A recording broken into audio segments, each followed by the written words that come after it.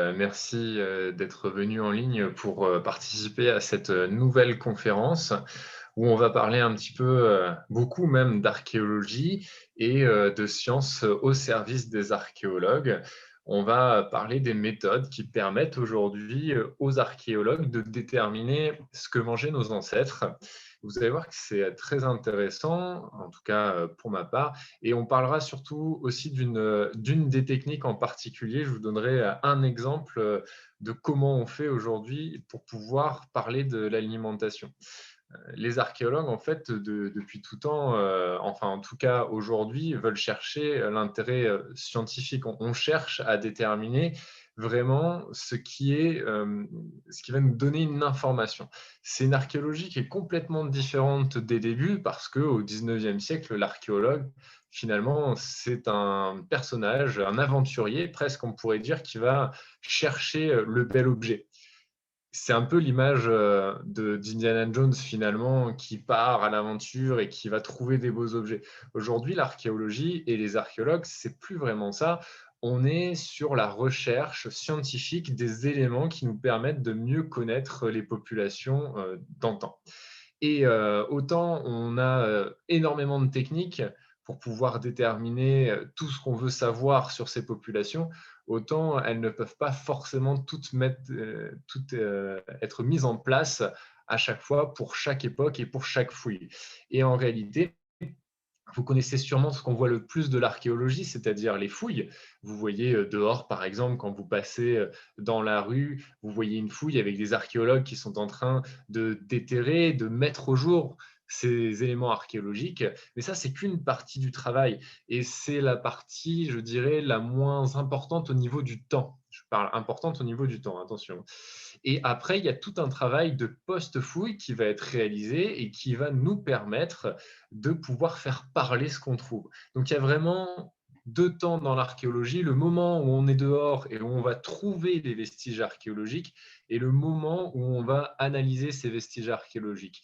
Alors bien sûr, de temps en temps, on fait une première analyse sur le site en lui-même parce qu'il y a des éléments qui sont plus évidents que d'autres, mais il y a ce second temps qui est aussi très important et où on va travailler sur ce qu'on va trouver.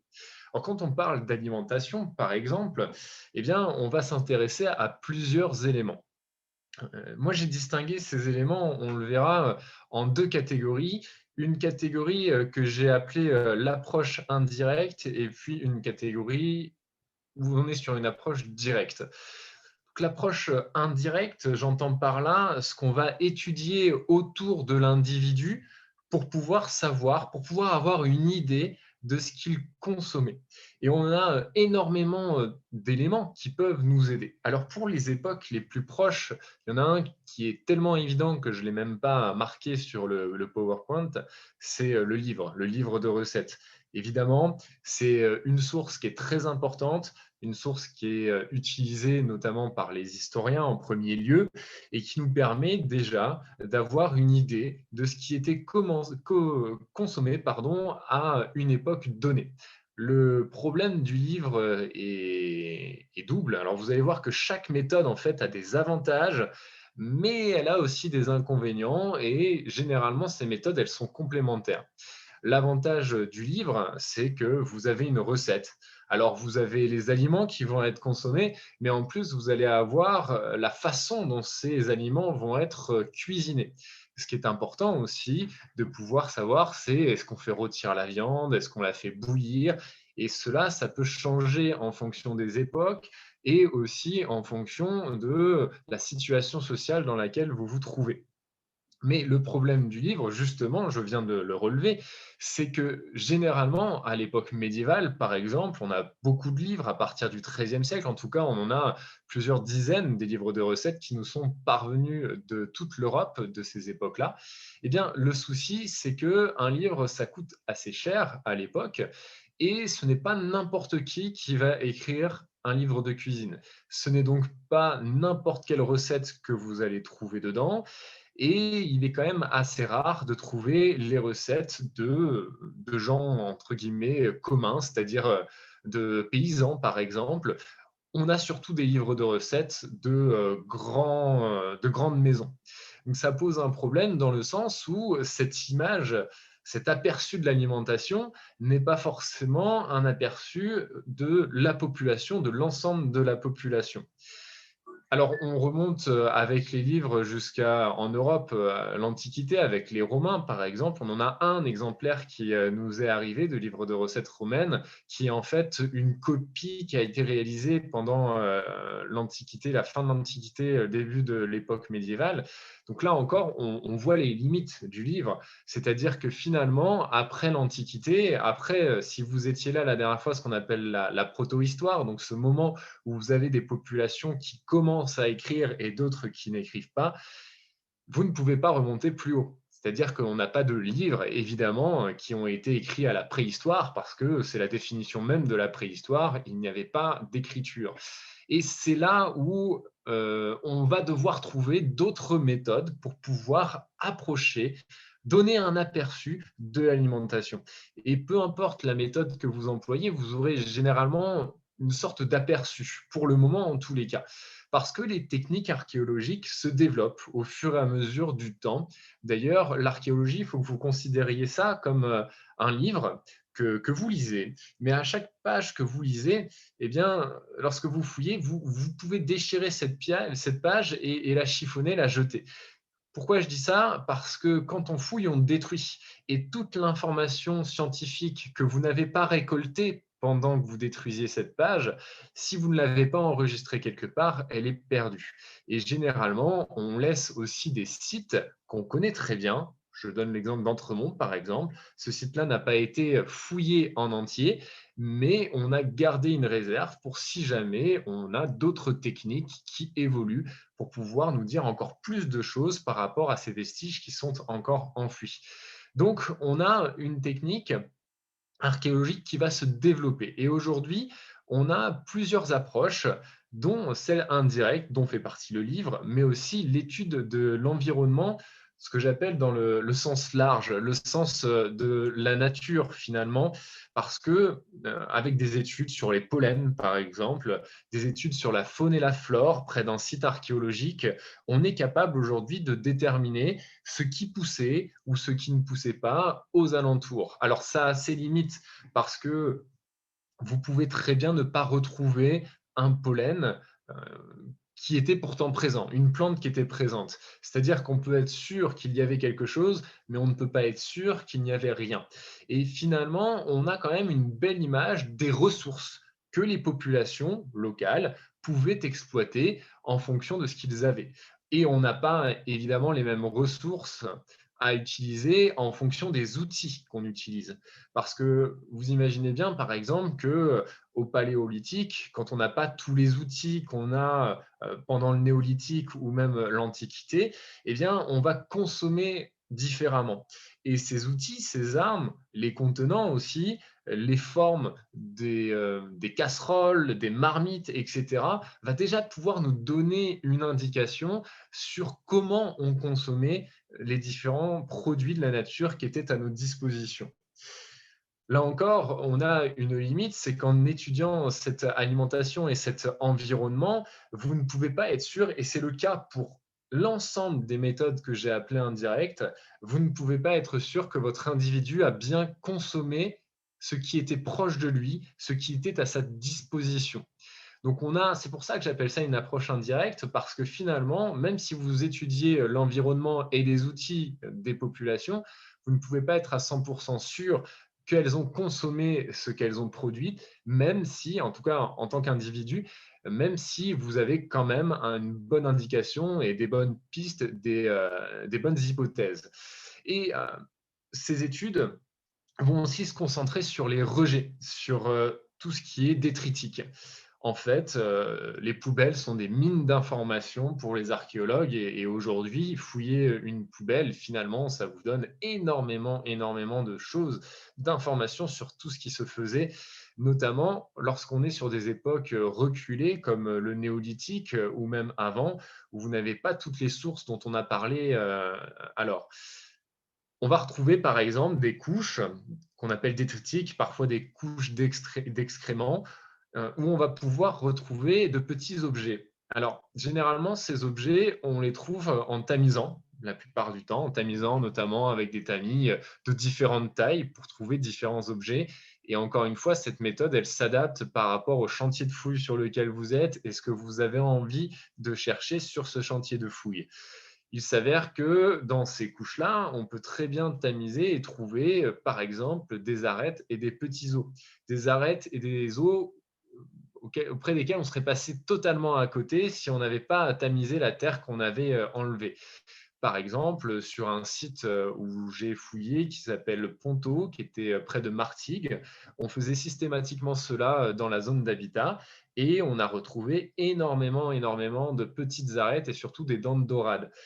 Donc, comme on a la présence de ces dents de dorade, qu'on a la mer juste à côté, qu'on a une ressource qui est disponible et que vous avez cette preuve que la ressource a été amenée dans l'habitat qu'on étudiait, ça fait deux preuves que la consommation de dorade était importante, en tout cas était vraiment présente dans cet habitat-là. On retrouve aussi des petits os de type poule, par exemple, ou même des os de type mouton, agneau, etc. Mais encore une fois, si vous avez ces ossements, vous ne pouvez pas être sûr qu'ils ont été consommés, hormis si sur les traces, sur les os que vous trouvez, vous découvrez des traces d'utilisation, enfin des traces de découpe, des traces de boucherie. Et dans ce cas-là, si vous avez une trace de découpe sur un os, bon, vous pouvez être quasiment sûr que la viande sur cet os a été consommée. Donc, au fur et à mesure, l'archéologue est un peu comme un enquêteur. Il découvre des preuves au fur et à mesure, et ces preuves, elles vont s'agglutiner ensemble, elles vont se mêler pour pouvoir donner une idée de l'alimentation des personnes qui étaient ici. Avec ces approches indirectes qui se font finalement sur les os des animaux, sur les détritus, sur l'environnement, la faune, la flore, vous avez un aperçu de l'alimentation qui n'est pas propre à un individu. Et c'est là qu'intervient ce que j'appelle l'approche directe, c'est-à-dire une approche qui va être sur l'individu. C'est-à-dire que ce que vous allez découvrir va concerner l'individu en lui-même. Alors l'intérêt des méthodes dites indirectes, c'est de pouvoir avoir un aperçu général. L'intérêt d'une approche directe sur l'individu, c'est d'avoir une vision à l'échelle même de cet individu. C'est-à-dire que c'est sur cet individu-là que vous trouvez les traces et c'est cet individu-là qui a consommé ce que vous recherchez. Évidemment, les deux approches sont complémentaires et bien souvent, c'est en alliant les deux qu'on peut avoir une analyse plus fine de ce que mangeaient les individus qu'on étudie. Alors pour les périodes les plus reculées, notamment le paléolithique ou encore le néolithique, là où encore une fois on n'a pas d'écriture, et même pour les ancêtres plus anciens de l'homme, l'une des approches directes les plus connues et surtout les plus utilisées pour pouvoir déterminer le régime alimentaire, ce sont les traces sur les dents. Ces traces que vous avez sur vos dents, alors qui ne sont pas visibles à l'œil nu, hein, bien entendu, c'est avec des microscopes à balayage qu'on peut retrouver ces traces qui sont microscopiques. Elles indiquent, on s'est rendu compte qu'elles indiquaient le régime alimentaire. On a pris, alors on fait des analyses, bien sûr, on fait des rapprochements et on a étudié là des dents d'un carnivore qui était connu et d'un végétarien qui était connu, qui était vraiment euh, comment dire, qui était vraiment identifié comme carnivore et comme végétarien. Et grâce à ce corpus de deux individus, on a déterminé que quand on avait un régime alimentaire plutôt à base de viande, les traces sur les dents étaient généralement verticales. Il n'y avait pas de traces horizontales ni obliques. Elles étaient verticales et elles étaient assez longues. Quand on passe à une base qui est plutôt, elle, végétale, donc végétarien, on se retrouve avec des traces verticales qui sont plus petites et on a beaucoup de traces horizontales qui arrivent. On a aussi des traces obliques qui généralement déterminent une consommation mixte d'omnivores. Donc, ce qui est finalement l'homme en général, on a une consommation omnivore quand on parle d'ensemble, mais qu'on ne s'arrête pas sur l'individu. Et alors, c'est très simpliste, hein, c'est très vertical, j'ai simplifié au maximum, mais c'est pour vous faire voir que finalement, grâce à ces traces sur les dents, on arrive à remonter dans le temps sur des périodes qui sont très longues pour pouvoir avoir une idée du régime alimentaire. En plus des traces sur les dents, vous avez aussi la forme de la mâchoire, l'implémentation des dents, la présence et la forme de ces dents qui vont pouvoir nous indiquer ce que mangeaient les personnes, les individus qui possédaient ces types de mâchoires. Et si on dépeint l'alimentation des périodes les plus reculées connues jusqu'à aujourd'hui pour les premiers hommes et aussi pour les australopithèques un petit peu avant, on se rend compte qu'il y a eu une évolution qui se fait par étapes au niveau de ce qu'on consommait. C'est-à-dire que les australopithèques, par exemple, par ces études dont je vous ai parlé, au niveau des traces sur les dents, on arrive à déterminer qu'ils mangeaient beaucoup de plantes, de tubercules, de racines. Donc on est vraiment sur une base qui est très végétale et on a quelques animaux qui vont être consommés, mais ça reste très rare. Quand on passe aux premiers hommes, on voit déjà qu'il y a une part beaucoup plus importante de viande dans l'alimentation des premiers hommes et notamment du charognage. Donc on n'est pas encore sur la chasse, vous avez vraiment une consommation en fonction des ressources que vous avez dans votre milieu, d'autant plus que le milieu peut changer d'un endroit à l'autre. Vous comprenez bien qu'on ne va pas avoir les mêmes ressources en montagne qu'en plaine ou près de la mer. Et finalement, on a une très grande adaptation des individus à ces époques-là. On va passer ensuite du charognage à vraiment la chasse avec les premiers outils qui vont être créés. Et encore une fois, ici, on a la présence des outils qui sont une des preuves qui nous permettent de savoir vers quelle orientation on était dirigé pour l'alimentation.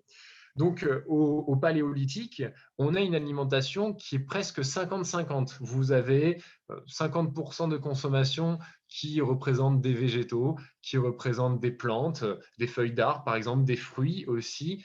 Et puis, vous avez 50% de l'alimentation qui va être déterminée par de la viande, donc de viande ou même de la pêche hein, avec le poisson. Donc, vous avez un apport protéine animale qui est présent. Mais ces deux pôles qui sont assez euh, comparables, 50-50, varient en fonction du milieu. Et on se rend compte que chez certaines populations, en fonction du climat, vous avez une chasse qui est plus importante, une pêche qui est plus importante, ou alors une cueillette qui est plus importante, à des proportions qui peuvent aller de 75-25, donc 75% de viande ou de végétal et 25% inversement, de viande ou de végétaux. Donc on a vraiment une première évolution entre les ancêtres de l'homme et les premiers hommes et le paléolithique. Et puis, il y a une révolution qui va se passer au niveau du néolithique où on va se sédentariser et on va commencer à cultiver. Et à ce moment-là, on a deux principaux produits qui vont apparaître. C'est d'une part les produits laitiers. Avant, le lait était surtout réservé aux nourrissons, mais avec l'élevage, on va produire du lait. Donc, vous avez l'apparition des produits laitiers. Et puis, vous avez l'apparition des céréales, puisqu'on cultive évidemment céréales qui sont consommées parfois sous forme de bouillie. Et dans les céréales, vous le savez probablement, il y a énormément de sucre. Alors, pas du sucre qui donne ce côté sucré dans la bouche, mais vous avez en tout cas des sucres qui vont carier les dents. C'est-à-dire qu'au paléolithique, finalement, on retrouve très peu de dents pour les corpus qu'on a qui ont des caries. Mais à partir du néolithique, avec l'introduction des céréales, on commence à avoir ces caries qui sont présentes sur les dentitions. Alors, est-ce que c'est un biais parce qu'on n'a pas retrouvé beaucoup de dents au paléolithique et plus au néolithique? Je ne pense pas.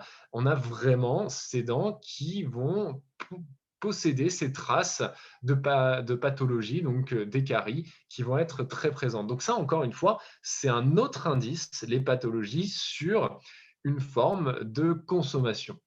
Alors, ensuite, avec le néolithique, on a une première grande étape pour l'homme, et puis ensuite, à nos époques, parce que cette forme avec des proportions qui vont être à peu près 25% de végétaux, à peu près 30% de céréales et à peu près la même chose en viande, ça va être la consommation typique des populations en général jusqu'à notre époque, l'époque industrielle, qui va rechanger la donne avec notamment l'introduction des sucres rapides qui était présent pour certains dans les fruits et les légumes, mais là, dans les fruits, pardon, mais on va en consommer beaucoup plus et surtout, ils vont être raffinés, ils vont être industrialisés. On va avoir aussi des acides gras saturés qui vont arriver avec les produits raffinés. Donc, on a une alimentation qui a beaucoup changé ce dernier siècle et qui va changer aussi certaines pathologies, qui va créer des pathologies qui vont être plus importantes.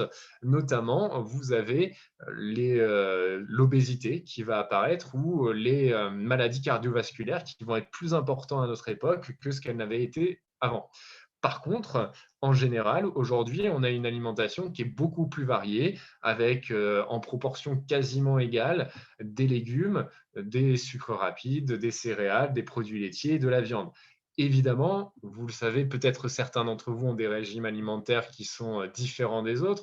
Il y en a qui sont omnivores, il y en a qui sont plutôt végétariens, il y en a d'autres qui sont végétaliens. Végétalien, c'est aucune consommation de produits animaux. Donc, on a une variation en fonction des individus, évidemment. Et c'est ce qui va, c'est ce qui, ces approches directes vont nous permettre aussi d'évaluer cela. C'est-à-dire, si vous avez un corpus d'individus qui est assez important, vous pourrez à la fois avoir la généralité et puis vous pourrez avoir des cas particuliers. Ce qui peut être intéressant de voir si ce cas particulier, on peut le rapprocher à une façon de vivre, à un statut social, etc.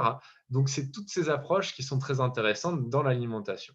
En plus des traces sur les os, si on rentre vraiment dans la chimie, et c'est ça aussi qui nous aide bien pour les populations où on a vraiment très peu de sources indirectes, ce sont les compositions des os et des dents qui vont nous apporter énormément d'informations sur la consommation de ces individus.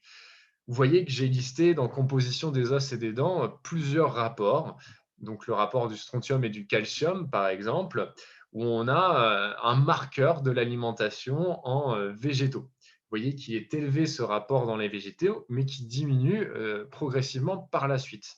On a le rapport aussi entre deux isotopes du carbone. Et là, en fait, alors le biome, c'est un mot que vous ne connaissez pas peut-être, mais c'est l'environnement en fait proche. C'est si vous êtes un biome montagne, si vous êtes un biome plaine ou un biome côte, par exemple, vous avez des petites variations au niveau de ces différents environnements. Donc, on a des environnements qui peuvent varier. Et puis, le rapport entre deux atomes d'azote va nous permettre de qualifier le régime alimentaire en viande. C'est-à-dire que plus vous consommez de viande, plus ce rapport entre l'azote 15 et l'azote 14 va être important. Vous avez vu, on a énormément de moyens de pouvoir deviner ou en tout cas enquêter sur les alimentations qu'avaient les populations anciennes. Il y a des périodes qui sont évidemment plus simples que d'autres, mais en tous les cas, ces méthodes peuvent être utilisées à toutes les époques. Je vais vous présenter maintenant une étude que j'ai réalisée en collaboration avec Estelle Hercher et Patrick Hervieux sur des individus d'Aix-en-Provence. On a essayé de déterminer justement l'alimentation carnée de plusieurs, d'un tout un corpus aixois qui nous a intéressés. Et dans cette étude, on a utilisé les rapports entre les isotopes de carbone 13 et 12 et les isotopes d'azote 15 et 14. Alors pour l'instant, c'est peut-être un petit peu flou, un petit peu technique pour vous. Vous inquiétez pas, on va tout expliquer. Je vais tout vous expliquer et n'hésitez pas, si vous avez des questions, à les poser sur le chat. Je pourrais éventuellement essayer d'y répondre en direct si je les vois. Et puis sinon, ce sera pour la fin de la conférence.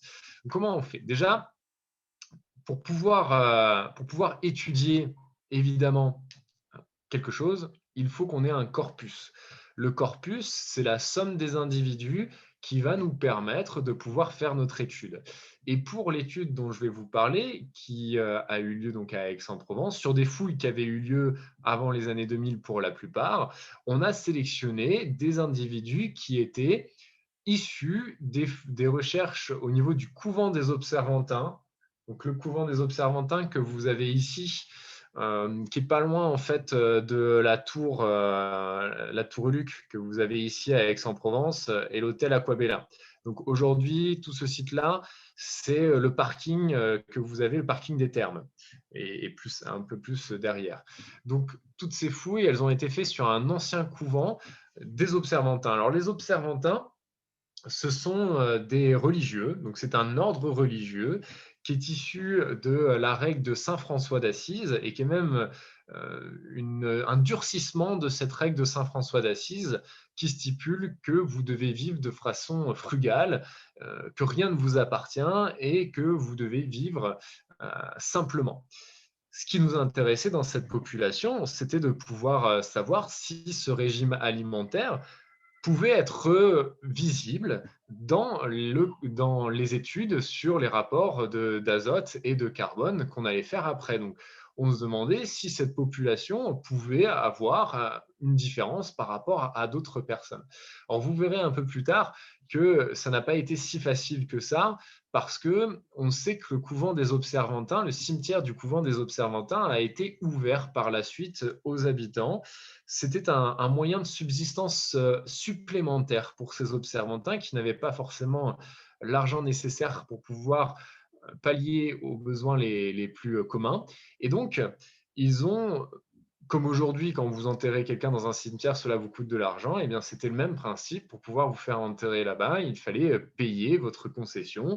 Et puis, il y avait plusieurs sites. Vous avez les tombes et puis vous avez les caveaux, ce qui ne sont pas tout à fait les mêmes. On le reverra plus tard, vous inquiétez pas, je vous expliquerai le corpus. On a pris aussi les fouilles du collège minier que vous avez ici. Ce collège minier va nous être important pour pouvoir faire un corpus phonique, c'est-à-dire que nous n'avons pas d'ossements d'hommes qui ont été extraits de ce site, mais de la faune. Et cette faune, elle va être très importante parce qu'il nous faut un référent, un référentiel. Et vous pouvez être certain qu'avec ce référentiel, vous aurez une bonne image des animaux qui étaient consommés aux alentours d'Aix-en-Provence. Alors, le petit souci de ce corpus animalier, c'est qu'il n'est pas de la même date, il n'est pas du même siècle que les fouilles dont je vous ai parlé avant, et même celles qui ont été extraites des chapelles des pénitents blancs. En réalité, ce corpus phonique, il est daté du XIIIe siècle, alors que les ossements qu'on a sont plutôt datés du XIVe au XVIIe siècle pour les hommes. Mais finalement, aujourd'hui, notre viande, nos céréales, etc., nous viennent d'assez loin en général, elles peuvent venir d'assez loin, et ce serait difficile d'appliquer ces méthodes que j'utilise aujourd'hui, qu'on a utilisées aujourd'hui, parce que vous avez des viandes qui peuvent provenir de pays assez lointains avec des environnements qui sont très différents. Mais ce qu'on sait de ces époques médiévales et modernes, c'est que vous avez finalement des ressources qui sont consommées proches des lieux où elles ont été récupérées. Donc, on imagine bien que ce que vous avez comme corpus animalier du XIIIe siècle à Aix-en-Provence est très proche de ce qu'il pouvait y avoir quelques siècles plus tard, même si c'est une des limites de l'étude que je vous présente. Et enfin, on a pris ici un autre site qui est la chapelle des Pénitents Blancs, qui a été fouillée un peu plus récemment, où vous avez la collection Planck maintenant du musée Granet, qui est une très belle collection d'ailleurs, avec une chapelle qui a été restaurée à cette occasion-là, et c'est à ce moment-là qu'il y a eu des fouilles. Les pénitents blancs se distinguent des observantins par le fait que ce sont des laïcs. Alors attention, laïcs au sens de l'époque moderne, c'est-à-dire que ce sont des croyants, mais ils n'appartiennent pas au clergé. C'est ça que ça veut dire. Laïc, vous n'appartenez pas au clergé, alors que les observantins appartenaient au clergé et qu'ils devaient prononcer des vœux. Les pénitents blancs, eux, n'ont pas besoin de prononcer des vœux. Et théoriquement, le corps des pénitents blancs est ouvert, la confrérie est ouverte à tout individu qui a un emploi et des mœurs un bon emploi et des bons mœurs. Ce qui exclut une partie de la population, vous vous en doutez. Et en plus, même si théoriquement n'importe qui pouvait entrer dans ces confréries, bien souvent, il fallait y payer pour pouvoir y rentrer. Donc, c'est une exclusion supplémentaire. Vous n'avez finalement pas toutes les tranches de la société qui sont représentées. On a aussi beaucoup d'hommes dans ces confréries. On a la présence de quelques enfants et de femmes qui sont attestés. Mais généralement, quand il y a des femmes et quand il y a des enfants, ce sont souvent soit des veuves de pénitents, soit des enfants de pénitents. On a vraiment de très rares cas, enfin en tout cas pas à ma connaissance, de cas où les femmes aient été intégrées dans ces confréries directement, en tout cas pour les pénitents blancs. Déjà, vous voyez qu'on a des corpus qui vont être différents. Alors, on a celui des observantins, on a les pénitents blancs, et on voit déjà par l'étude en amont qui a été faite sur ces populations-là qu'on a des différences. Et le but, c'est de voir si ces différences, elles sont marquées aussi sur l'alimentation. Alors, on a tout un ensemble d'individus qu'on va sélectionner en amont. C'est-à-dire que les fouilles ont été faites et il y a déjà plein d'informations qui ont pu nous être données par les fouilles en elles-mêmes. Par exemple, si on s'attarde au couvent des Observantins, eh bien, on se rend compte qu'il y a deux grandes formes d'inhumation qu'on va utiliser dans notre étude sur l'alimentation. Vous en avez, et vous voyez que c'est la population la plus importante, 33 individus qui vont être enterrés en pleine terre.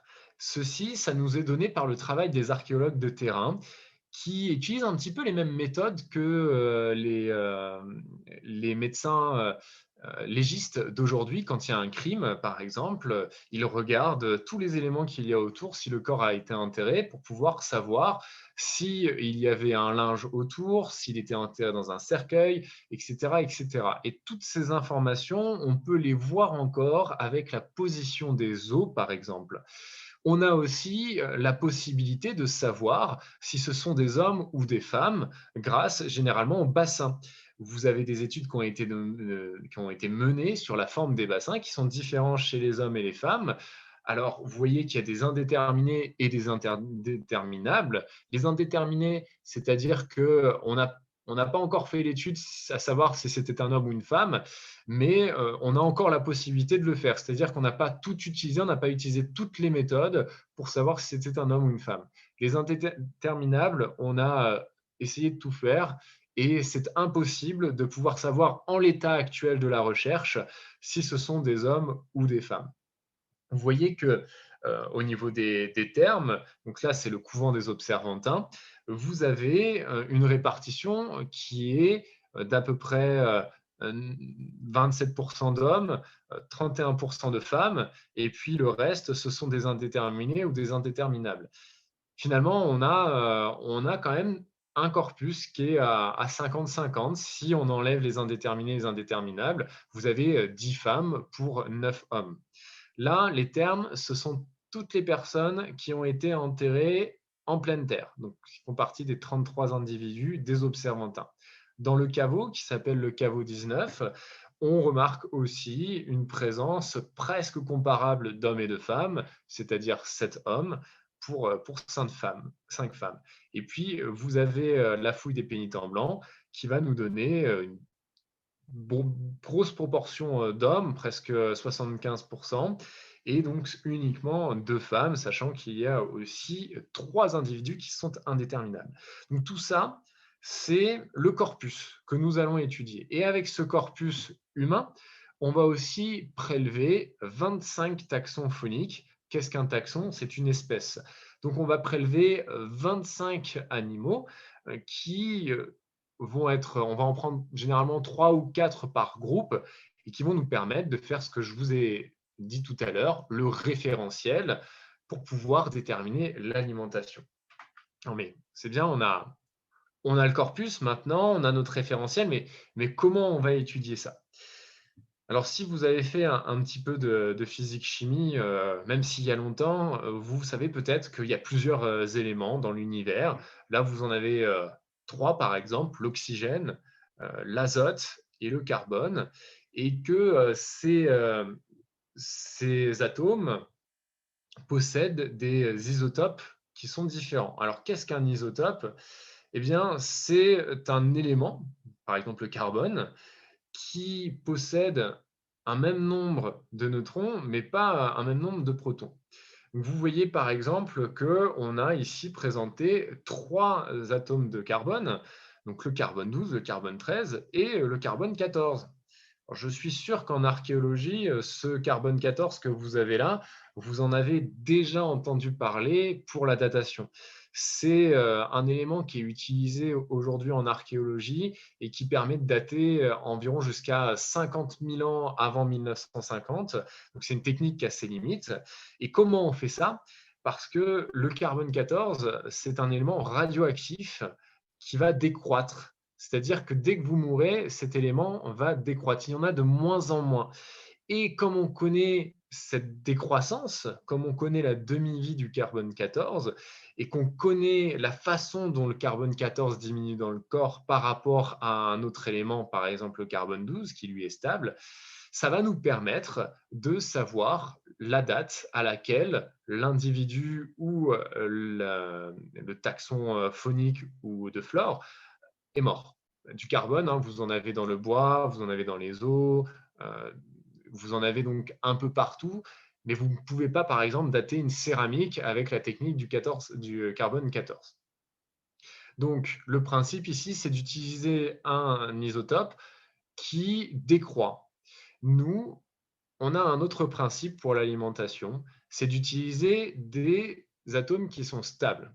On s'est rendu compte que l'azote et le carbone, l'azote 14 et le carbone 13, étaient des éléments qui permettaient de connaître l'alimentation, l'apport en viande dans un individu. Et ça va être vraiment très utile pour nous parce que ces atomes sont stables. C'est-à-dire que dès que l'individu va mourir, eh bien, le taux va rester le même. Donc, on va pouvoir savoir ce que cet individu a mangé environ dans les 10 dernières années de sa vie. Donc, il y a des études qui ont été faites là-dessus et on s'est arrêté sur ce chiffre des 10 dernières années de la vie. Donc, on a un aperçu de l'alimentation carnée des 10 dernières années de l'individu. On va utiliser pour ça, je vous le disais, l'azote 14 et 15, et puis on va utiliser carbone 13 et 12. En fait, c'est des rapports qu'on va faire, c'est la proportion, parce que ce nombre d'atomes va varier d'un individu à l'autre. Et vous pouvez très bien avoir un individu qui a beaucoup de carbone 15, mais qui a aussi beaucoup de carbone 14. Donc, prendre uniquement cette valeur-là n'a pas de sens. On va donc procéder à un rapport entre le carbone 14 et le carbone 15. Mais on est sur des quantités qui sont infinitésimales. On parle en pour 1000, donc une différence qui est en pour 1000. C'est vraiment de toutes petites quantités. Alors la particularité des isotopes de carbone et d'azote, c'est pouvoir déterminer la chaîne trophique, ou plus simplement, vous la connaissez sous la forme de la chaîne alimentaire. Donc vous avez ceux qui décomposent, qui sont dans la terre, champignons, vers de terre, etc., qui vont être le premier élément de la chaîne alimentaire terrestre. Ensuite, vous allez avoir les végétaux, donc les arbres, les plantes, les céréales, par exemple. Ces végétaux que vous avez ici, ils vont être consommés par des carnivores, par des herbivores, pardon, excusez-moi, j'ai sauté une étape. Donc, qui peuvent être des insectes ou bien des mammifères, par exemple, oiseaux. Là, vous voyez qu'il y a un écureuil. C'est ce qu'on appelle les premiers consommateurs, alors que ce que vous avez juste en dessous, ce sont les premiers producteurs. On passe maintenant à un autre élément de la chaîne trophique ou de la chaîne alimentaire, ce sont les carnivores.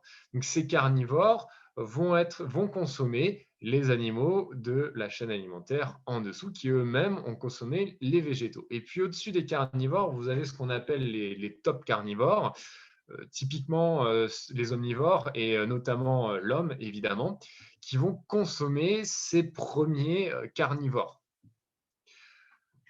On a donc, à chaque fois, vous le voyez, une forme pyramidale avec une base et un sommet. Et ce qui est bien avec les atomes de carbone et les isotopes de carbone et d'azote, C'est qu'on va avoir un enrichissement à chaque fois qu'on va sauter une étape. Donc, si vous êtes un végétaux, vous allez avoir un taux d'azote et de carbone qui va être déterminé. Et si l'écureuil consomme ce végétaux, eh bien, il va s'enrichir. En plus du taux que vous avez là, il va monter un petit peu, le taux va monter un petit peu. Si cet herbivore est consommé par le carnivore, même chose. Vous allez voir ce qu'on appelle un saut trophique et vous avez vos rapports qui vont augmenter. Donc, vous allez avoir un petit peu plus d'azote et de carbone. Et vous l'aurez compris, c'est encore la même chose pour le carnivore. Juste à côté, effectivement, vous avez les taux d'azote et de carbone. Donc, c'est marqué, vous le voyez ici, delta 13C, donc le rapport de carbone 13. Et là, vous avez le rapport d'azote 15 qui sont attendus pour les plantes qu'on connaît. Donc, on a évidemment étudié énormément de plantes pour pouvoir avoir cette base qui est un référentiel pour savoir ce qui étaient les taux pour les plantes. Alors, vous voyez, prêtez pas forcément attention à l'appellation C3 et C4. Vous avez le détail de toute façon en dessous. Ça décrit un type d'environnement. Les plantes en C3, ce sont les arbres, les arbustes qu'on retrouve dans les forêts, qu'on retrouve dans les prairies. Ce sont les légumineuses aussi. Les plantes en C4, en fait, C3, C4, ce sont des photosynthèses qui vont être différentes. Et là, vous êtes sur un milieu où on cultive par exemple du millet et du maïs. Et lorsque un herbivore, par exemple, va consommer ces plantes en C3, hop, il va se déplacer dans notre graphique et il va s'enrichir en carbone et en azote. Les carnivores qui vont manger ces herbivores vont aussi s'enrichir. Et vous voyez qu'on a ici les plantes aquatiques et les poissons d'eau douce qui sont un petit problème tout de même quand on étudie ces ressources parce que vous voyez bien que les plantes aquatiques sont beaucoup plus riches en carbone et en azote que les plantes terrestres. Et donc les poissons qui consomment ces plantes vont être aussi ailleurs sur le graphique. Et parfois, si on n'a pas les bons éléments, il peut être compliqué de faire la différence, bien que vous voyez que les carnivores tirent un petit peu plus sur la droite et les poissons un petit peu plus en haut. Évidemment, on a la même chose pour le milieu marin. Vous avez les plantes marines qui sont, elles, beaucoup plus enrichies en carbone et qui vont donner des poissons marins qui vont être plus en haut à droite du tableau. Alors, maintenant qu'on connaît ça, on va pouvoir passer à notre corpus animalier. Il arrive. Voilà. Ah oui, avant, pardon, voici ce qu'est un saut trophique. Vous avez vu la différence entre les herbivores, entre les plantes, les herbivores? Eh bien, voilà ce qu'on attend. Beaucoup d'études ont été faites pour pouvoir caractériser ce qu'était un saut trophique, à combien d'azote et combien de carbone on avait en plus à chaque fois qu'on faisait un étage supplémentaire dans la chaîne alimentaire. Donc, vous voyez que l'individu consommé est ici. Cet individu consommé eh bien, va enrichir le taux d'azote et de carbone de celui qui le consomme. Et vous voyez cette jolie petite flèche et ce cercle. Le point noir, c'est évidemment celui qui a consommé, donc l'individu qui consomme. Et qu'est-ce qu'on remarque systématiquement? C'est que vous avez un saut d'environ 0 à 1 pour 1000 en delta carbone 13 et vous avez un saut en azote de 3 à 6 pour 1000 qui se fait. Donc, c'est ça que représente le cercle, en fait. C'est cette variation que vous avez. Donc, quand quelqu'un mange cet individu que vous avez là, par exemple une vache, eh bien, on va monter et on va avoir une répartition qui est attendue de l'individu ici. C'est-à-dire que s'il consomme en viande uniquement des vaches, on va le retrouver dans cet ovale que vous avez ici. Alors maintenant, il nous reste une petite question avant de rentrer dans le vif du sujet sur ce qu'on va pouvoir déterminer de ces trois corpus dont on a parlé. C'est comment on va extraire finalement ce matériel qui nous intéresse parce qu'on travaille sur des isotopes. Et ce que vous avez archéologiquement, ce sont des vestiges, notamment des os. On va travailler sur les os. Alors, il y a tout un traitement qu'il va falloir faire pour pouvoir extraire cette information, parce que ce qu'on veut, c'est le collagène que vous avez dans les os. C'est le seul élément qui va nous permettre de déterminer cette information sur la consommation de viande par rapport à ces isotopes. Alors, généralement, on va prélever un échantillon d'environ 3 cm sur 1 sur un fragment d'os qui doit être en bon état. Si vous n'avez pas un os qui est en bon état, vous pouvez avoir des résultats qui vont être totalement trompeurs ou qui ne veulent rien dire du tout. D'ailleurs, on a travaillé ici sur 89 prélèvements à la fin, mais tous les prélèvements qui ont été réalisés à la base n'ont pas pu intervenir dans l'étude parce que certains avaient des valeurs qui étaient totalement contradictoires avec ce qui pouvait être, alors pas attendu, parce que là, vous pourrez me dire, c'est un biais si vous éliminez tout ce que vous n'attendez pas. Non, c'est que les valeurs étaient trop hautes ou trop basses pour que ce soit même la consommation uniquement de poissons, etc. Donc, c'était des valeurs qui étaient fausses, qui avaient été contaminées en réalité. Alors, on ne les élimine pas comme ça par hasard. En fait, on fait des tests statistiques et c'est ces tests statistiques qui vont nous permettre d'écarter ou non tel ou tel type d'individu. Ensuite, avec cet échantillon, bien sûr, on rentre tout ce que l'on sait dessus. Pour les animaux, on va rentrer principalement l'espèce. Mais pour les hommes, les fouilles qui ont été réalisées vont nous donner toutes les informations qu'on a vues tout à l'heure sur les graphiques, le sexe, l'âge. Alors, c'est pas tout le temps possible, mais parfois on y arrive. Les maladies aussi, etc., etc. S'ils ont été enterrés en pleine terre, s'ils sont dans des caveaux, s'ils sont dans l'église, s'ils sont à l'extérieur, etc. Toutes ces informations-là, elles vont être importantes pour la suite. Alors après, comme on veut que le collagène, va falloir nettoyer l'os. Et pour le nettoyer, on va d'abord l'abraser, donc avec une fraiseuse. D'abord, faut couper l'os avec une scie à disque. Ensuite, on l'abrase, donc c'est mécanique. On enlève la surface de l'os qui a pu être contaminée parce que l'os est resté pendant des siècles dans la terre.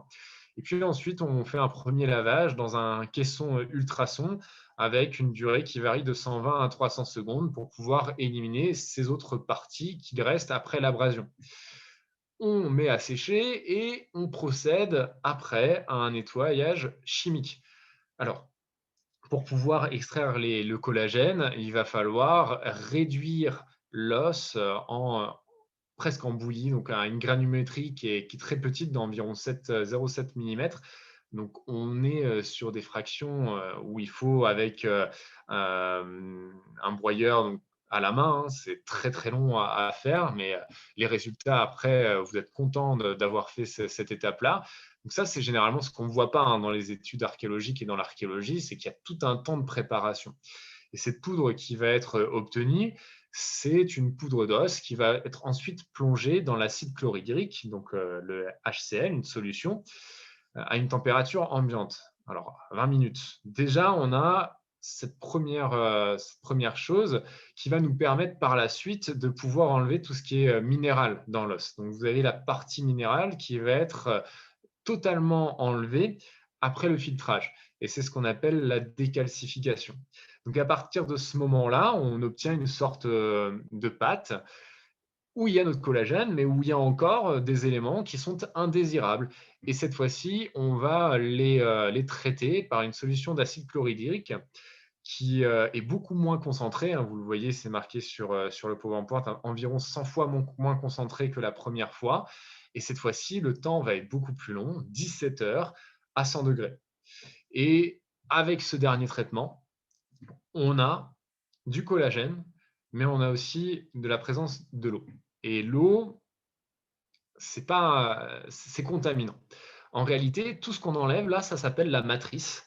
Et ce qu'on veut extraire, c'est l'analyte, c'est-à-dire le collagène. C'est la partie qu'on va analyser.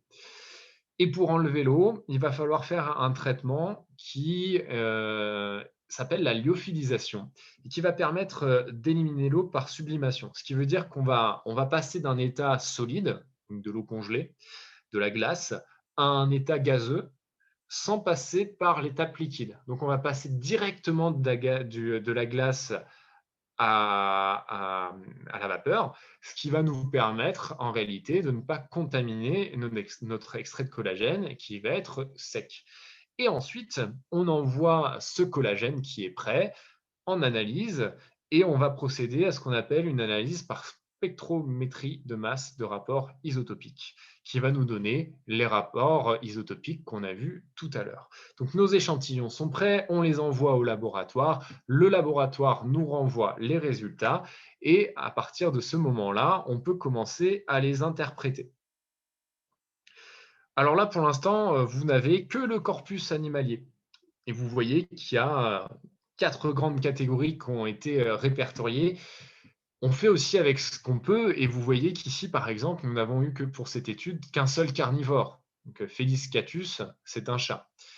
Un seul carnivore qui est repéré par la croix que vous voyez juste ici.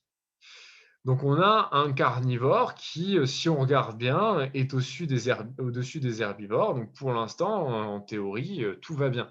Ovis aries, ce sont les moutons. Vous en voyez, il y a 6 individus qui sont répartis ici. On en a un qui est un petit peu plus haut que les autres. On a le bos taurus, donc vous avez le bœuf, 4 individus. Donc vous en avez un ici, ils sont à peu près bien répartis dans les mêmes cases. Vous avez Gallus gallus, qui est la poule. Donc la poule, c'est j'ai oublié Suscrofa, pardon, Suscrofa domesticus, qui est le cochon. Alors le cochon, on n'a pas beaucoup d'individus, mais ils sont ici. Donc ce sont des omnivores.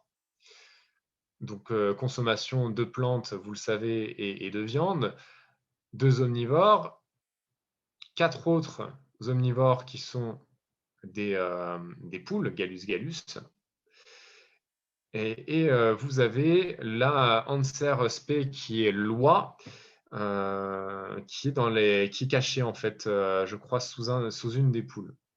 Donc vous avez plusieurs individus qui représentent notre pôle omnivore.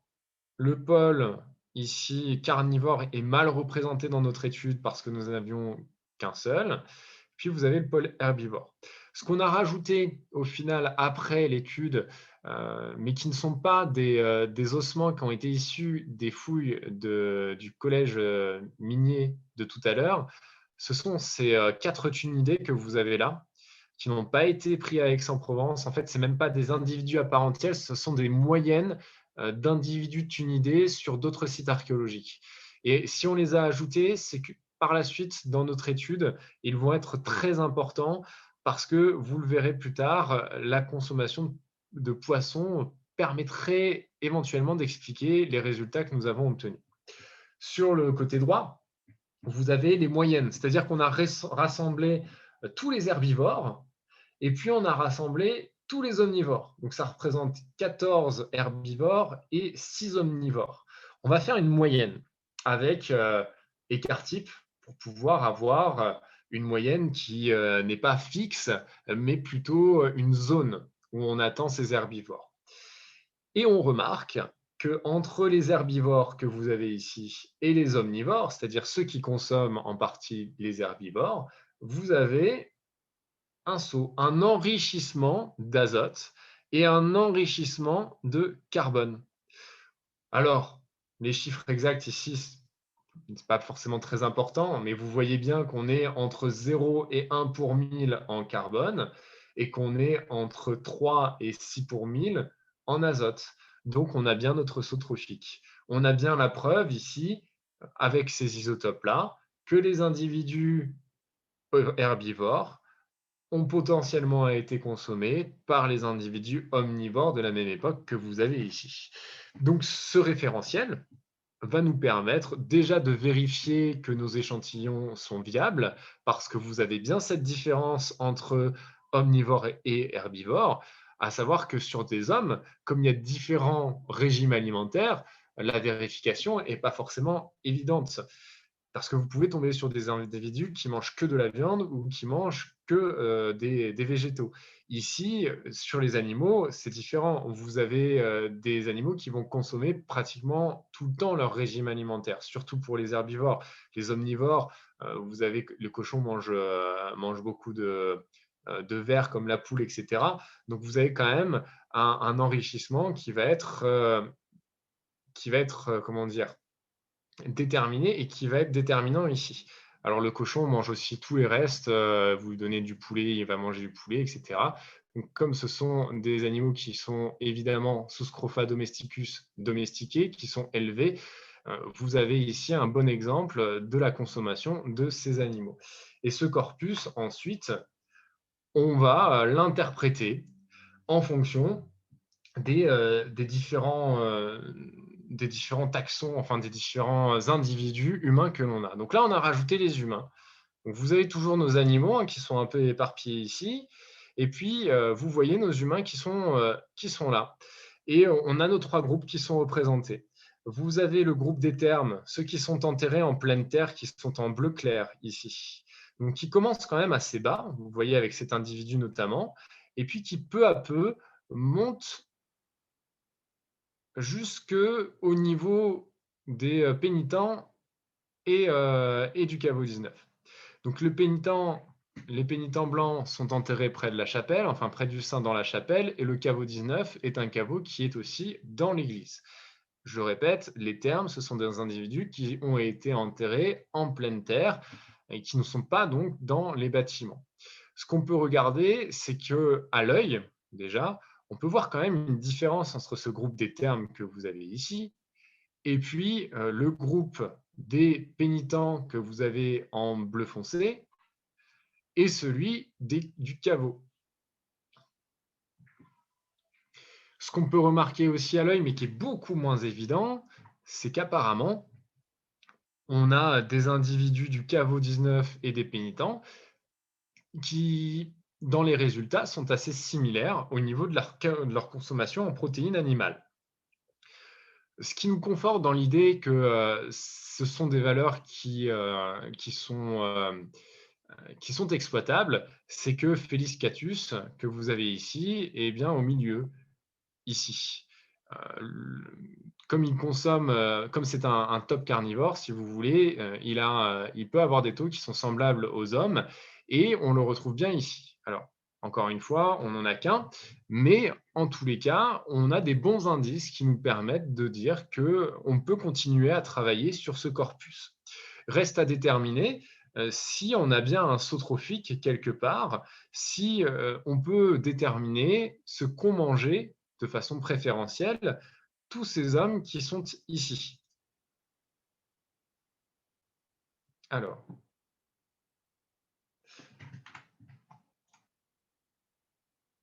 je ne sais pas pourquoi j'ai fait un petit carré. Voilà. Je vais vous le remettre. Je vais repartager.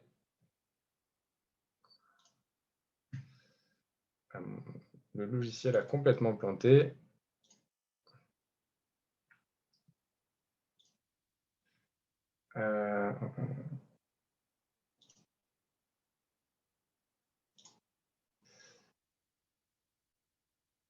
Voilà, on en était ici.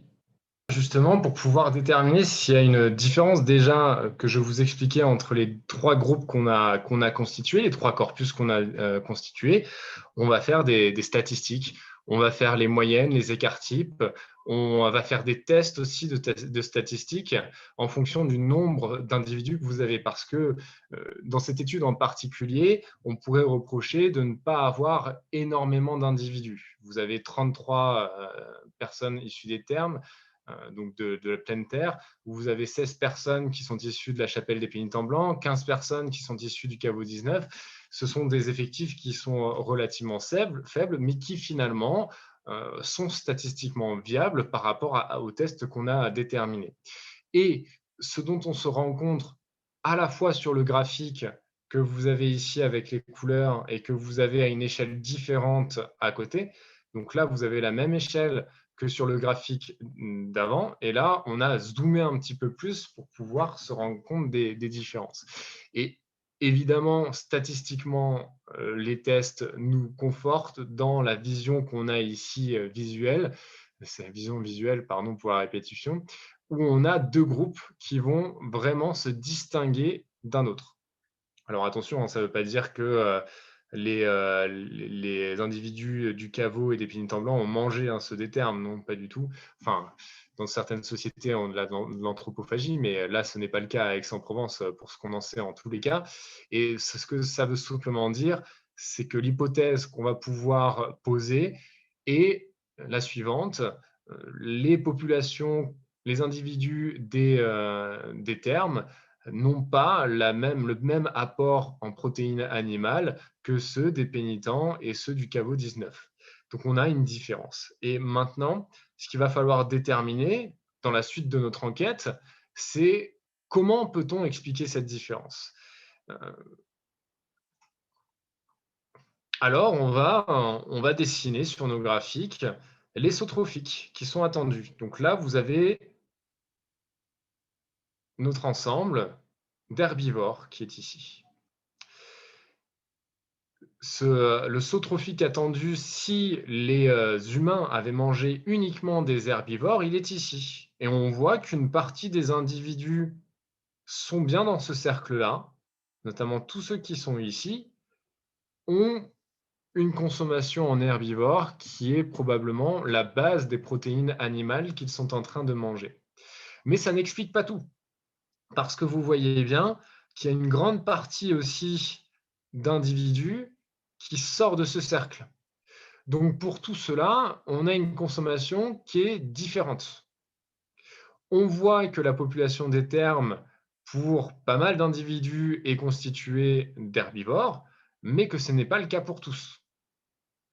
Par contre, on n'a pas statistiquement pu faire de différence entre les individus que vous avez là. D'ailleurs, tout à l'heure, je vous montrerai qu'on a essayé par rapport à l'âge, par rapport au sexe, mais que ça n'a pas fonctionné. Et juste là, vous avez un cercle en pointillé avec sa flèche qui continue et qui sort du graphique, qui est le saut attendu pour la consommation d'omnivores. Et cette consommation d'omnivores, vous voyez, le dernier individu est ici, le cercle n'est pas, les individus ne sont pas dans ce cercle, donc la consommation d'omnivores ne peut pas être l'explication à ce décalage que vous avez et qui va vers la droite. Bon, je suis sûr que vous êtes tous très intelligents et comme vous avez vu ici les trois petits points, les trois carrés, pardon, qui représentent les tunidés, vous avez déjà une petite idée de la réponse qu'on va pouvoir donner à cette étude. On les a ajoutées après coup, comme je vous le disais, parce que ces moyennes de tunidés, on ne les avait pas avant. Mais effectivement, si on tend un petit peu vers la droite, c'est que c'est tiré par quelque chose.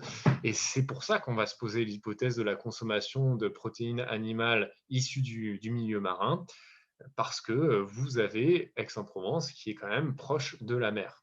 Donc on a, en tous les cas, pour une partie de la population, une consommation avérée d'herbivores, mais aussi pour un grand nombre d'entre eux, une consommation qui n'est pas celle qui n'est pas influencée, en tout cas, pas seulement influencée par les omnivores.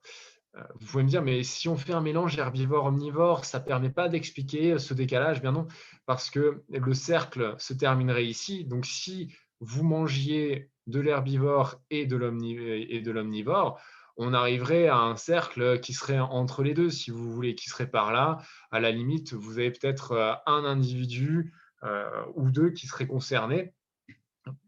Mais on n'a pas la preuve. Les herbivores étant plus à gauche et plus en bas, et les omnivores un tout petit peu plus à droite et en haut. C'est pour vous simplifier, effectivement, que je parle de gauche-droite. C'est plus simple. Mais il y a quelque chose ici qu'on va devoir trouver et qu'on va devoir expliquer d'une autre façon. Donc on compare, on fait des comparaisons, on prend des moyennes qui sont réalisées sur d'autres sites. On va se demander dans d'autres espaces, est-ce qu'on a la même consommation? Est-ce que dans des milieux différents, on va avoir des résultats qui sont différents? Et bien là, par exemple, on va comparer avec Grenoble, une des fouilles qui ont eu lieu sur le site de Saint-Laurent. On est dans un milieu différent parce qu'on est sur de la moyenne montagne et on a nos groupes aixois qui sont pour les plus hauts ici, celui des termes qui a apparemment une consommation riche en herbivores qui est plus bas, et puis on se rend compte que Saint-Laurent est encore en dessous de ces niveaux. Alors vous voyez que le delta en carbone est différent, Parce qu'on est dans un milieu différent. Rappelez-vous, je vous ai dit, le carbone 13, c'est surtout un indicateur de milieu. Et là, on voit bien qu'entre le milieu montagneux et la plaine, on a une différence.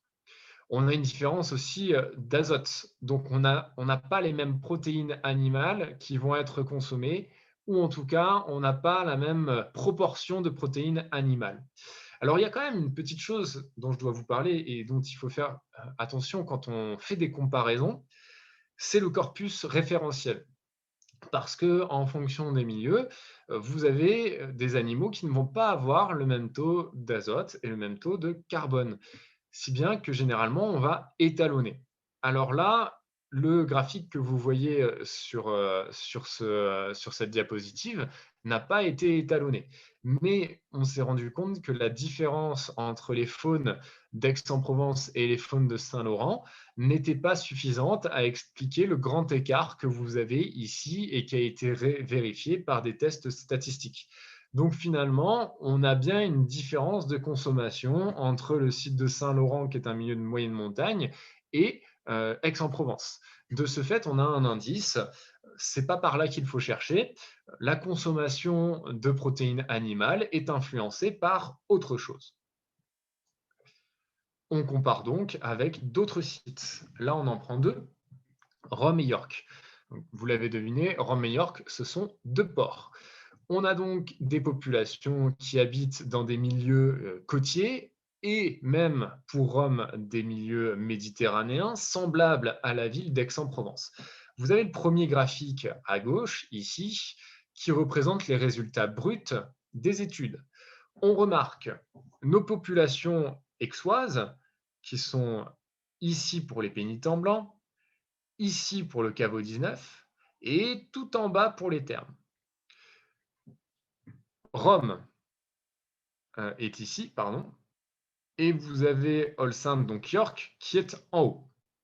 Donc, ce qu'il y a de bien, c'est que par rapport à Isola Sacra, on a quand même 105 individus, ce qui a une force statistique plus importante et qui nous permet vraiment de pouvoir être sûr de nos statistiques. Alors, de quoi on se rend compte déjà à première vue, sans étalonnage, sans remettre la faune, sans faire ces corrections sur la faune? Ben, on remarque que Isola Sacra est à peu près au même niveau que les pénitents blancs et le caveau 19, mais se détache de la même façon d'ailleurs que les pénitents blancs et le caveau 19 se détachaient des termes. Donc on a bien une différence ici de consommation de protéines animales.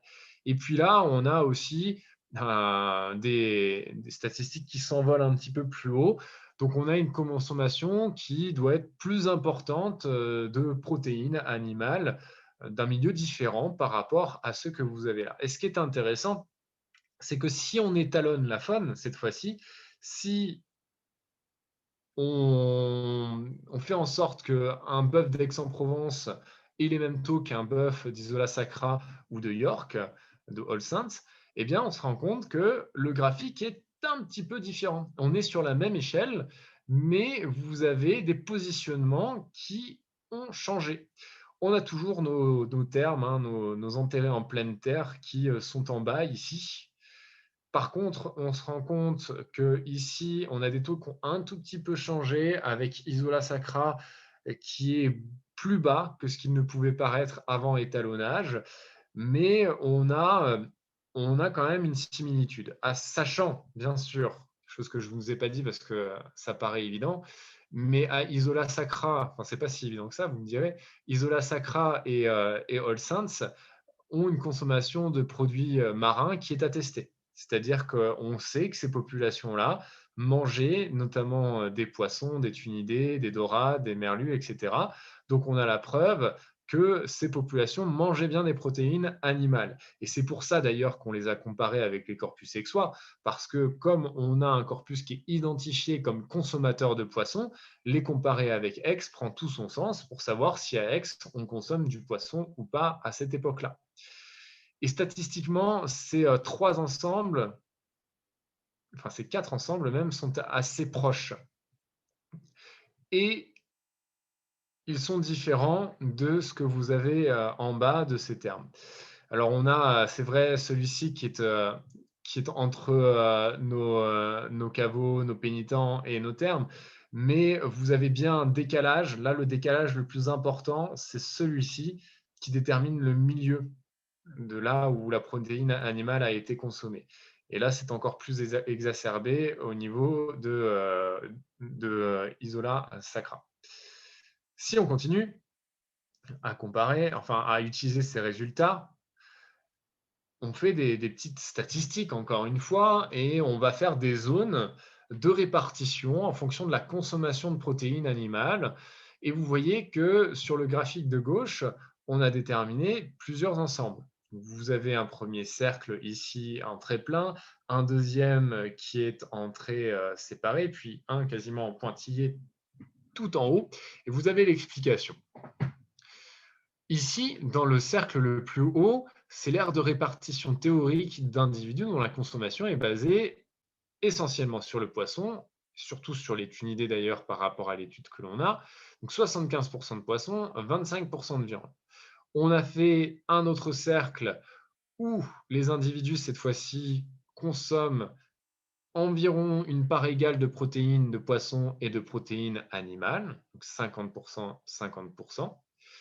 Vous voyez on a déjà des individus qui commencent vraiment à apparaître dans ce cercle, celui basé sur le poisson n'ayant qu'un seul individu à l'intérieur du cercle du saut trophique attendu. Et puis enfin, vous avez une dernière aire de répartition, théorique évidemment, où on attend des individus qui vont avoir consommé environ 25% de protéines de poisson et 75% de protéines de viande. Et là, on se rend compte que la plupart de nos pénitents blancs et de nos caveaux 19 vont être dans cette aire de répartition que vous avez là. Que certains d'entre eux sont dans l'aire répartition au-dessus, avec une consommation de viande de 50% à 50% poisson. On a nos autres individus qui, elles, ne sont pas dans ces cercles. Alors, on voit qu'il y a une consommation de poisson pour eux parce qu'elles sont un peu tirées vers la droite, mais ce n'est pas leur alimentation de base. Pour ces individus-là, la viande la plus consommée, c'est de la viande d'herbivores. Donc, ceux qui sont là sur le graphique. Quand on remet tout cela avec notre aire de répartition que vous avez ici, on a donc ces individus qui sont attendus ici. Alors, pardon, la zone que vous avez ici, ce sont les individus qui vont avoir consommé du poisson, mais de ce corpus de poisson-là. Donc, c'est la zone attendue pour ceux qui mangent du poisson et de la viande d'herbivore. Donc, on a un saut trophique qui va se situer par là-bas. Et là, on voit encore une fois que vous avez une bonne partie de la population qui va être concernée par ce saut trophique. Alors, on avait fait avec les différents rapports, hein, 50% de viande, 50% de poisson, 25% de poisson et 75% de viande. On n'avait pas fait sur ce dernier graphique 75% de poisson pour la simple et bonne raison qu'on s'est déjà rendu compte sur le graphique précédent que l'influence n'était pas à chercher de ce côté, et donc on est passé sur les deux autres. D'ailleurs, même si on pense, enfin, on a déterminé finalement à la fin qu'il y avait bien une influence de ces protéines d'origine marine, la consommation essentielle de la plupart des personnes que nous avons étudiées se situait sur le pôle herbivore que vous avez ici.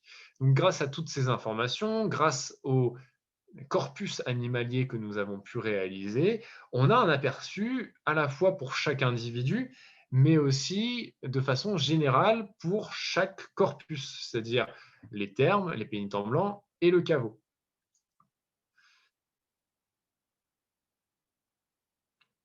Donc c'est ce qu'on a observé avec tous les graphiques dont je vous ai parlé, c'est que la consommation est basée en général sur ce pôle herbivore et qu'elle exclut notre pôle omnivore. Si vous vous rappelez bien sur le graphique, on n'avait pas le saut trophique attendu pour pouvoir attester d'une consommation forte en omnivore, c'est-à-dire en poule, en cochon par exemple, une viande qui était peut-être, alors là c'est une hypothèse, peut-être consommée de façon plus anecdotique et que c'était bien le bœuf par exemple, qui était consommé la plupart du temps dans l'alimentation générale.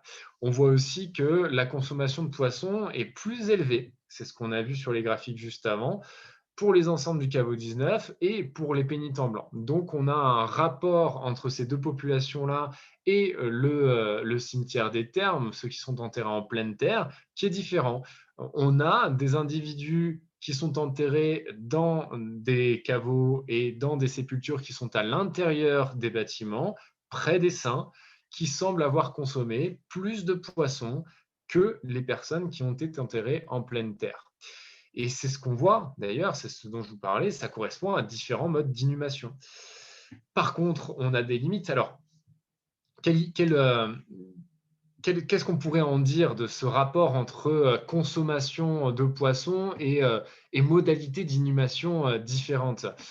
Alors, si on voulait un petit peu surinterpréter, parce que là, ça fait partie de la surinterprétation, mais si on pose l'hypothèse que pour pouvoir être enterré dans une église ou dans une chapelle, pour pouvoir intégrer le groupe des pénitents blancs ou pour pouvoir se payer la sépulture proche du saint à l'intérieur de l'église des Observantins, il fallait payer. Dans ce cas-là, on a des populations qui sont enterrées dans ces groupes-là, ces deux groupes-là, qui semblent avoir plus d'argent et donc on pourrait y voir ici une différence de statut social. C'est-à-dire que apparemment, si on a de l'argent, on pourrait se payer du poisson. On consomme en tout cas, on consomme du poisson plus que dans les autres tranches de la population. Mais là, c'est vraiment de la surinterprétation dans le sens où pour pouvoir être enterré au cimetière des Thermes, déjà, il fallait aussi payer un petit octroi. Et finalement, peut-être qu'on se fourvoie complètement, que ce n'était pas payer plus cher, vous aurez le caveau. Peut-être qu'il y avait d'autres explications qui pourraient expliquer qu'on ait enterré ces personnes, qu'on ait inhumé ces personnes dans l'église ou dans la chapelle. Donc là, c'est vraiment une erreur qu'on peut faire, mais qu'il ne faut pas être fait. On peut poser l'hypothèse, dire apparemment on a une différence peut-être bien de statut social, mais ce n'est pas avéré. Ici, vous n'avez aucune preuve qui permette de le dire. Par contre, ce qu'on peut savoir et ce qu'on peut déterminer, c'est qu'effectivement, vous avez une population qui consomme plus de poissons. Le lien, effectivement, il y a une correspondance entre le mode d'inhumation et la consommation en protéines marines, mais de là à dire qu'on peut lier cela à un statut social, ce n'est pas possible, parce qu'on n'a pas pu déterminer de population bien définie. D'ailleurs, le principe de notre étude à la base se portait aussi sur les observantins, parce qu'on avait des règles qui étaient très strictes au niveau de la consommation, notamment de viande. Donc on aurait bien voulu voir si on avait une population religieuse, mais on n'a pas été capable, avec les éléments archéologiques que nous avions, de pouvoir déterminer une population religieuse bien identifiée, une identifiée claire. Donc on ne peut pas vous dire, par exemple, tels individus étaient des observantins et on peut en dire telle ou telle chose. C'est vraiment dommage, mais on ne va pas inventer les chiffres pour pouvoir se faire plaisir. En plus de cela, on avait plusieurs individus qui possédaient des caries, par exemple, mais ça n'a pas été suffisant statistiquement pour pouvoir parler de pathologie par rapport à la consommation ou non de poissons. Parce que les caries apparaissent, on l'a vu tout à l'heure, à l'époque où on va introduire les céréales de façon quantitative, donc au néolithique, pendant la sédentarisation. Mais le souci, c'est que ces pathologies ne sont pas, on n'a pas un corpus avec des pathologies qui sont assez importantes pour pouvoir voir s'il y a un lien statistique entre l'alimentation et, la consommation de céréales ou de poissons. Ce qu'on voulait essayer de déterminer, c'est que comme dans le poisson, il y a une présence de fluor, on aurait voulu montrer, enfin on aurait voulu savoir si la consommation de poissons permettait d'avoir moins de caries. Donc on n'a pas pu du tout déterminer cela. Ça pourra être fait une prochaine fois, mais pour l'instant, c'est des études qui n'ont pas pu être faites pour le corpus qui nous intéressait. Et l'intérêt et le désavantage de cette méthode isotopique que je vous ai présentée, c'est que vous avez un aperçu de l'alimentation, mais en même temps, ça, c'est la caractéristique de tous les moyens techniques que vous avez pour étudier l'alimentation. Soit ils sont indirects, soit vous avez un aperçu. Parce que là, on a étudié, si vous avez bien compris, on a étudié surtout l'alimentation en protéines animales. Donc, il nous manque tout le pan végétal pour pouvoir expliquer une partie de l'alimentation. Donc, vous n'avez vraiment ici que l'apport en protéines animales et pas du tout en apports végétaux. Alors, bien sûr, il y a d'autres techniques qui permettent de pallier ces problèmes, mais les études n'ont pas forcément été faites. Alors d'autres choses, une technique, je m'en excuse, dont je n'ai pas parlé aussi pour parler de l'alimentation, c'est les analyses chimiques qui vont être réalisées sur les contenants.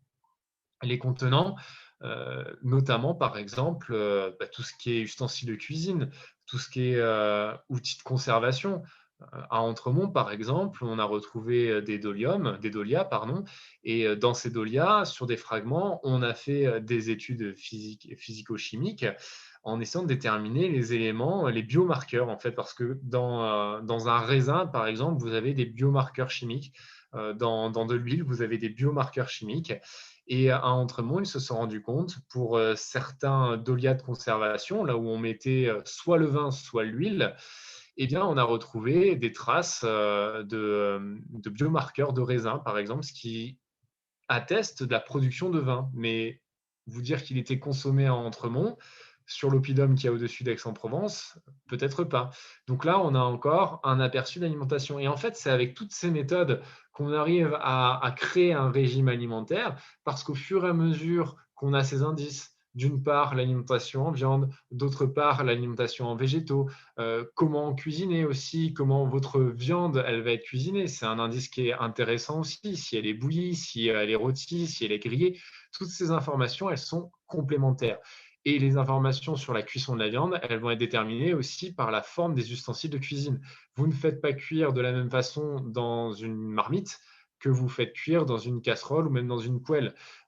Tous ces instruments-là sont attestés à partir de l'Antiquité au moins. Donc, on a des modes qui vont pouvoir nous aider à comprendre ce qu'est l'alimentation en général. Là, on a sur une technique, on a plusieurs techniques. On en a vu une en particulier aujourd'hui et on en a vu d'autres qu'on n'a pas détaillées. Et ensemble, ces techniques permettent aux archéologues de pouvoir qualifier et parfois quantifier l'alimentation des populations euh, qui nous ont précédés. Plus on est loin, plus on va utiliser des techniques sur l'individu et plus on va aller dans des époques récentes, plus on va utiliser tous les éléments qui vont nous permettre de pouvoir la caractériser, notamment d'une part tout ce qui est environnement et puis les recettes dont on a parlé dans les livres. Merci de votre attention. J'espère que cette conférence vous a plu. Je vous remercie en tout cas de m'avoir suivi. Et si vous avez des questions, n'hésitez pas. Je les attends.